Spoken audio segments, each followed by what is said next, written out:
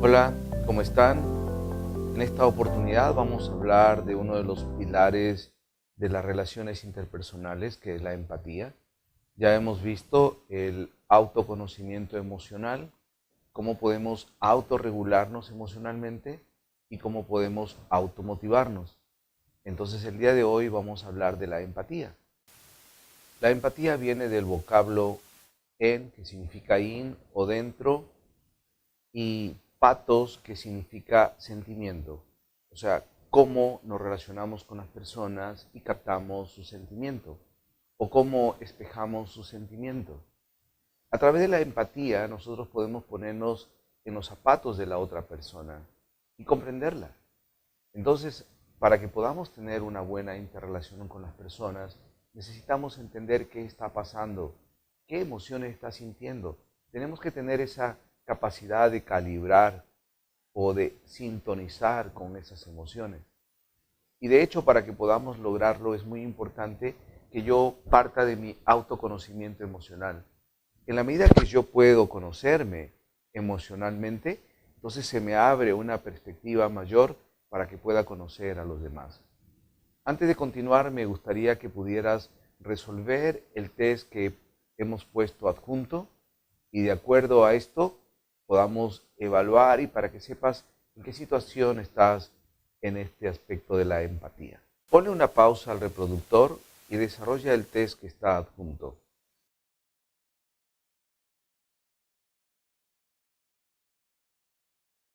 Ahora, si has obtenido 10 puntos o menos, significa que tu nivel de empatía está muy bajo, que sueles preocuparte mucho por ti mismo, pero poco y nada por los demás. Te cuesta enormemente detectar las emociones ajenas, tal vez porque no tienes un buen contacto y conocimiento de las tuyas. Es recomendable que hagas ejercicios que se propondrán en la medida que desarrollamos este módulo. Si has obtenido entre 11 y 20 puntos, tienes un grado normal de empatía, es decir, que posees la media de la población. No obstante, si quieres llegar a tener un buen nivel de inteligencia emocional, es necesario que sigas trabajando en esta área. Si has obtenido entre 21 y 30 puntos, o sea, 21 puntos a más, eres una persona sumamente empática, sabes detectar las emociones ajenas y te preocupas por proveer a otros del apoyo que necesitan. Si tu alto grado de empatía te impide luchar por lo que le corresponde y siempre deja que los otros se lleven los laureles, sería conveniente que aprendieras a ser más asertivo, a poner mejor los límites. Te voy a pasar algunas imágenes para que tú puedas interpretar qué es lo que está pasando emocionalmente cada una de estas personas y a ver qué tanto puedes acertar. Acá tienes a una persona que aparentemente está pensativa, triste. Una persona que se ha lanzado de un puente, ¿qué está viviendo en este momento? Probablemente mucha adrenalina o miedo. Y esta joven que está mirando un pastel, ¿cómo lo está mirando? ¿Qué es lo que está sintiendo en ese momento? Esta jovencita que está con un tigre, que lo está alimentando, ¿qué es lo que está expresando a través de esa sonrisa que parece también un poco de temor? Normalmente nosotros interpretamos o vemos reflejadas las emociones en otros partiendo de nuestro propio estado de ánimo o desde lo que nosotros estamos sintiendo.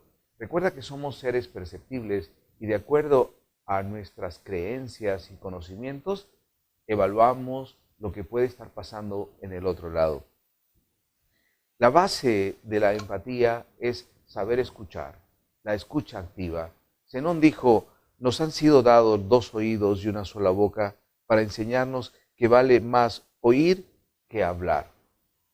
Entonces, en la escucha activa, que es el pilar de la empatía, nosotros tenemos que tener la capacidad de percibir, además de las palabras, todo el lenguaje corporal, el tono de voz, los sentimientos, ideas o pensamientos de la otra persona.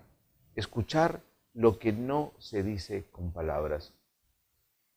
Las consecuencias de una mala escucha es que te puede llevar a tomar malas decisiones, perder el tiempo y se forman cadenas de desinformación. perdiéndose información valiosa, perdiéndose también la confianza y deteriorándose las relaciones interpersonales. Cuando esto sucede, en realidad no existe empatía. ¿Cuáles son las habilidades de la escucha activa? La primera es la atención física, con tu cuerpo que puedas mostrar que estás en escucha plena. La postura, contacto abierto, visual, relajado y cómodo, haciendo rapport, sintonizando y empatizando con tu interlocutor para generar confianza y de esta manera pueda fluir la confianza de uno y otro lado. Una comprensión intelectual, podemos ir parafraseando y resumiendo para que la persona sienta que lo estamos escuchando. Y luego la comprensión emocional, que es el reflejo de los sentimientos. Es ahí donde nosotros tenemos que aprender a manejar, hilar muy fino para poder distinguir las emociones de nuestro interlocutor. Los niveles de escucha son 4. El primero es oír. El oír es muy superficial, tiene que ver con la función del oído. Es diferente a escuchar, porque escuchar es la función del oído más comprender. Entonces, en el escuchar tenemos el nivel 2, que es la escucha interna, donde escuchamos nuestra voz interna, nuestros juicios y constituye de esta manera una barrera. El nivel 3 es la escucha enfocada, donde ya escuchamos sin juicios ni ruidos internos, ya está enfocado en el otro. Pero el nivel mayor es el nivel 4, donde hacemos una escucha global en el que se incluye la sensibilidad sensorial, el tono de voz, la actitud, el lenguaje corporal, cómo están las emociones. Y esto linda con la intuición. Cuando nosotros manejamos la intuición, entonces estamos ya hablando incluso de una inteligencia, no solamente emocional, sino una inteligencia más elevada, que es la inteligencia espiritual. Ahora te haré unas preguntas. ¿Qué nivel de escucha estás aplicando con tu familia? ¿Y con tus amigos? ¿Con tus compañeros de trabajo? ¿Contigo mismo? ¿Cómo te estás escuchando? ¿Qué haces bien? ¿Y cómo puedes mejorar lo que no haces bien? ¿Qué ganarás al hacerlo? ¿Y cuál será el primer paso que vas a dar? La empatía, por tanto, es la capacidad de captar los estados emocionales de los demás y reaccionar adecuadamente. También nosotros sabemos que tenemos neuronas espejo, que actúan imitando la acción que está siendo observada y reflejando la sensación de otra persona, como si fuera propia. Por ejemplo, si yo estuviera en una reunión y de pronto me pongo a bostezar, por seguro, muchas personas también empiezan a bostezar porque tienen neuronas espejo y tratan de espejar lo que está pasando en el otro lado. Y esto es a un nivel inconsciente. Por eso que nadie se da cuenta y podría decir, bueno, yo no voy a bostezar, sino que lo hace en automático. La clave entonces es el autoconocimiento y la comunicación no verbal. En esta imagen en que vemos al mendigo, y si estamos mirando en el espejo nuestra propia imagen, es ponerse en los zapatos del mendigo, en la posición de que uno podría estar en esa situación y que entonces nos gustaría que nos ayudaran. Y la empatía hace que tome una acción en la dirección correcta en función a mi propia percepción. Hay algunas barreras de la empatía. Una de ellas es la distracción externa, también las distracciones internas que tienen que ver con nuestros prejuicios, ideas inflexibles, insensibilidad, miedo a ser vulnerable y egoísmo. También el mal uso de la tecnología. A veces estamos tan ocupados en la tecnología que no nos permite ver más allá del aparato que tenemos enfrente. También la proyección, minimizar los sentimientos de los demás, ponerse de ejemplo, dar consejos prematuros, traer nuestras propias historias, no sintonizar o espejar. También porque estamos filtrando la información a través de nuestras creencias o tener una percepción selectiva. Si te acuerdas del cuento del patito feo, recordará la historia que el patito siendo un cisne, por ser más grande, su mamá lo vio feo, sus hermanos lo veían mal, y el patito aparentemente era un patito sufrido. Y muchos de nosotros hemos hecho nuestra propia historia y contamos nuestra propia historia a través de nuestras actitudes. Por lo tanto, algunos solemos ser víctimas, otros son victimarios y otros son salvadores.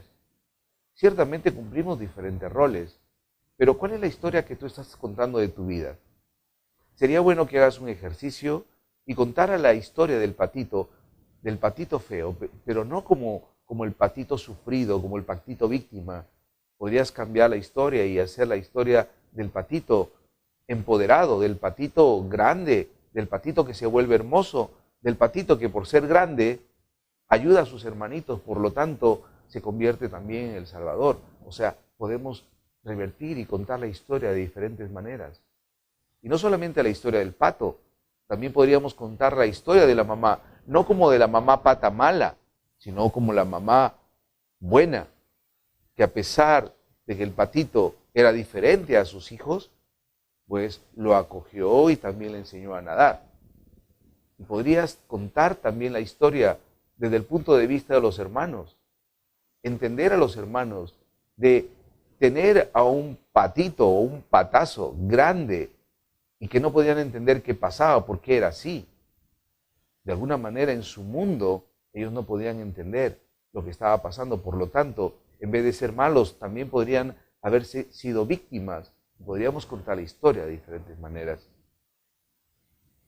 Entonces la empatía implica captar el estado emocional del otro, reflejar o espejar el lenguaje no verbal, salir de mis propios juicios y perspectivas por un momento, tener la capacidad de tomar la perspectiva ajena, tener el sentimiento de interés por el otro, emociones relacionadas con el malestar del otro. Entonces también llevar a una acción concreta para aliviar o sintonizar con la emoción del otro. En todo el proceso, aplicar la escucha activa. Entonces, ¿cuál es mi punto fuerte y cuál es mi punto débil de la empatía? Eso es algo que yo debo definir y debo empezar a trabajar. Y en la medida que lo haces, yo te prometo, yo te desafío que tu relación interpersonal con los demás mejorará. Por lo tanto, tendrás más paz, tranquilidad y serenidad. Gracias.